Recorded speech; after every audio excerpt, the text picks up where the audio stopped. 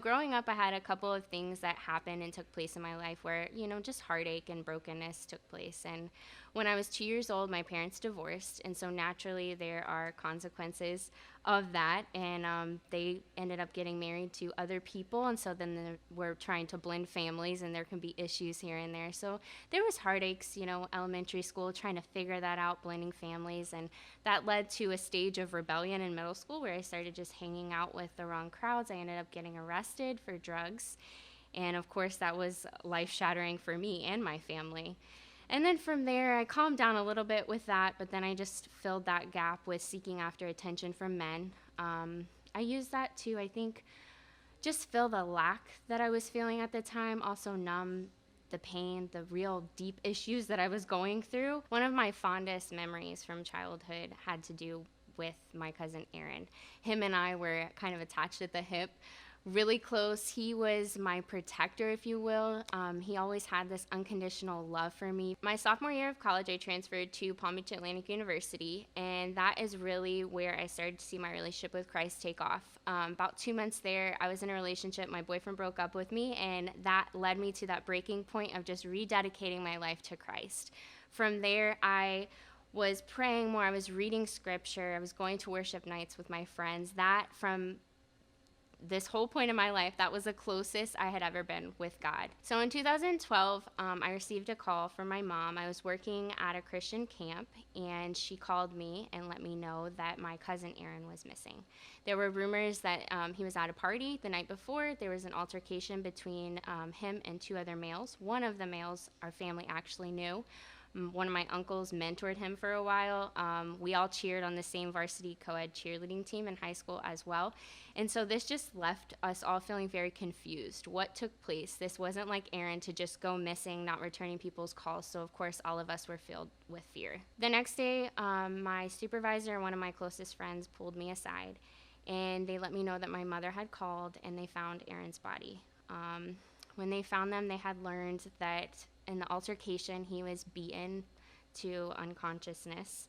And from there, the two males took him to a field and burned his body to get rid of the evidence. After I heard the news of Aaron passing away, I was just filled with a lot of anger, resentment, bitterness, need for revenge. I was angry at the people that stood by at the party that didn't call the cops. They didn't step in to help. I was obviously angry at the two guys who committed the crime. And then also, after I rededicated my life to Christ and began to grow closer to him, questions started arising in me of, okay, if God's our protector, where was he when this was happening to Aaron? And also, if he knows from the beginning from the end, why didn't he prevent this from happening? So I was just really angry at God as well. As I allowed anger to come in, I went like a dog returns to its vomit, back into a lot of things that I had done before. I experimented with drugs here and there that summer, and also just getting involved with men again, trying to numb the pain, trying to escape reality, and it really got me nowhere. It just invited more destruction and chaos into my life. About 2.5 years later, they finally had Aaron's trial, and I was driving Central Florida early one morning, and as I was driving, I, again, was filled with anger, just wishing the death penalty on these guys. Like, I wanted the worst to happen to them because of what they did to my cousin. And so I'm driving and have, Christian music on. Lauren Daigle's song, How Can It Be, comes on. And it starts by saying, I'm guilty, I'm ashamed of what I've done, what I've become, my hands are dirty, how can I lift them up to the Holy One? And then it goes into the chorus, and it's just talking about how Christ pleads our cause, he rights our wrongs, he breaks our chains, he's overcame, and he gave us life to give me mine, how can it be? And God just broke my heart because, first of all, out of thankfulness and gratefulness, all the things that I had opened myself up to that summer, the downhill spiral that I went into, he still wanted me back. He still was going to forgive me for all of that. So just breaking and crying over all of that, thanking him for his forgiveness. And then from there, he gently led me into a time of forgiving my cousin's murderers. And I was able to forgive and release them very specifically for taking my cousin, for the brutality of what they did. And then I was led into a time of even praying that God would meet them in the jail cells and that they would turn their lives over to him, that they would experience his love and be radically changed. And it was just an amazing time between me and the Lord.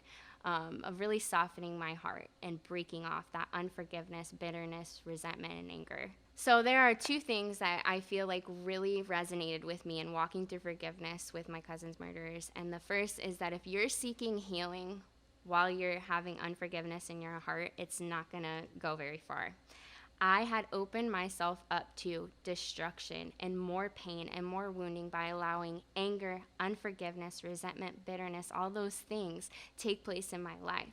I was so seeking healing from Christ after that, but I was being bound by the unforgiveness. And so when I was able to walk through that, I was then released into the freedom that he so wanted to give me. The other thing that when I look back at that moment is that I am so thankful for his sacrifice. He died for me when I was in my sins, and he died knowing that I would still sin. And so I value that so much. How can I keep that from someone else? His grace and his mercy for my life, that was not paid at a cheap cost. So for me to take that into my own hands and judge someone else, it goes against what he did on the cross, and I don't ever want to be in that place again.